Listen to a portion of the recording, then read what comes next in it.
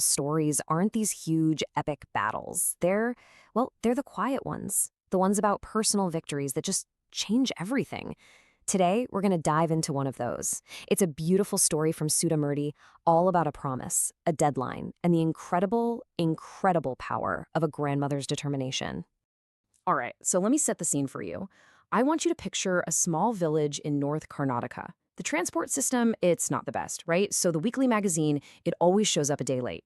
But for this 12-year-old girl and her grandmother, Krishantika, that magazine's arrival is the absolute highlight of their week. Why? Well, because every single Wednesday, this young girl reads a story out loud to her grandmother, who, and this is key, had never been to school a day in her life.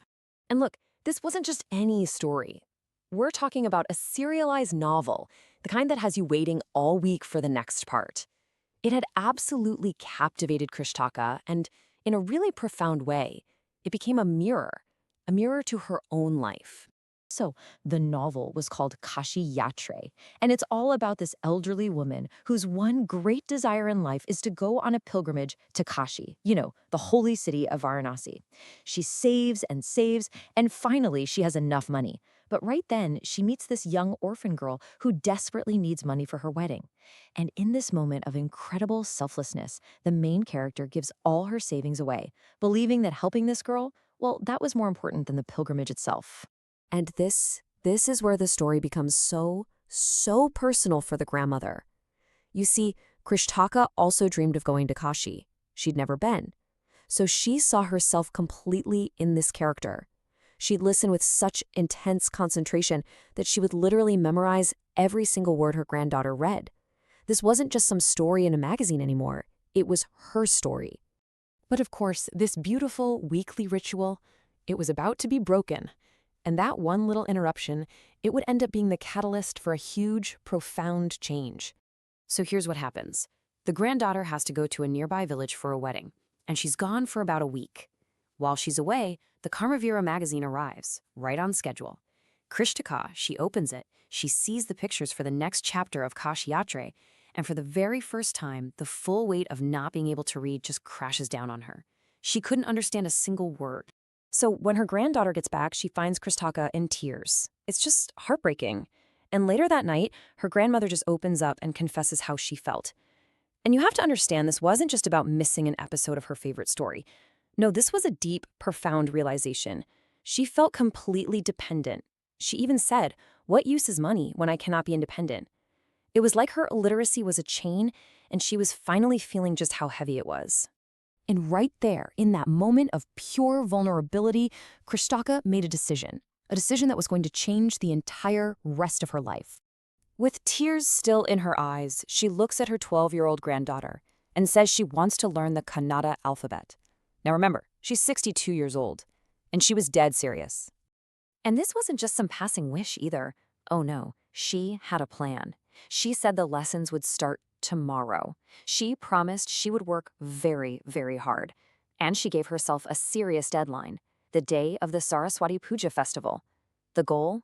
It was simple, but so profound, to be able to read an entire novel all by herself. So what was her granddaughter's first reaction? Laughter. I mean, from a kid's perspective, it probably seemed impossible, right? She starts teasing her, pointing out all the reasons it would be hard, making fun of her grandmother like only a 12-year-old can. But Krishtaka, she wasn't even a little bit deterred. She just smiled and said something so powerful. For learning, there is no age bar. Her determination was just absolute. She truly believed that if you have a good enough reason, you can overcome any obstacle. Not even age could stand in her way. And so, starting the very next day, something pretty remarkable happened. The roles in their relationship, they completely flipped. The lessons began just like she promised.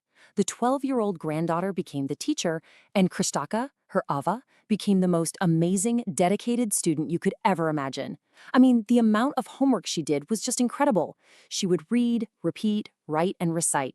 Her dedication was on a whole other level, truly inspiring. So the days and weeks just flew by, filled with all these lessons and so much hard work.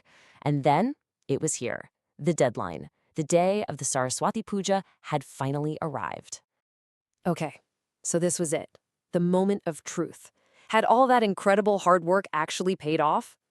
The granddaughter, she brings her a special gift, a copy of the novel Kashiyatre. But before she even took the gift, Krishtaka did something that totally shocked her granddaughter. She bent down and touched her feet. Now, in Indian culture, this is a really big deal.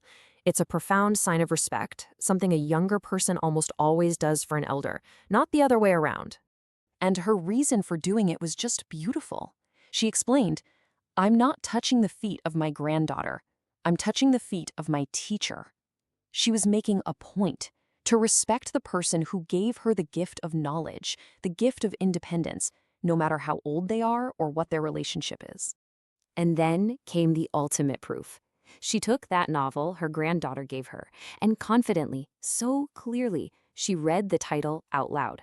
Kashi Yatre, the very story that started this whole journey. And in that one moment, the 12-year-old teacher knew her student had passed with flying colors. So, what's the big takeaway from this incredible journey? I mean, it's pretty clear it's more than just a sweet story, right?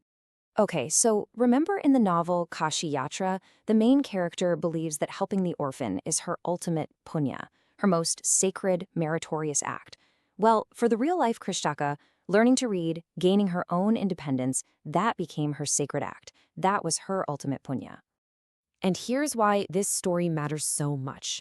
It's simple, but it's incredibly profound. Krishtika's journey is this powerful reminder that the desire to learn, to grow, it isn't tied to an age. For her, literacy wasn't just about reading words. It was about reclaiming her independence, her dignity, her sense of self-worth. And that really just leaves us with one final thought. Krishtaka set a huge goal for herself at 62 and absolutely crushed it with sheer determination. It makes you wonder, doesn't it?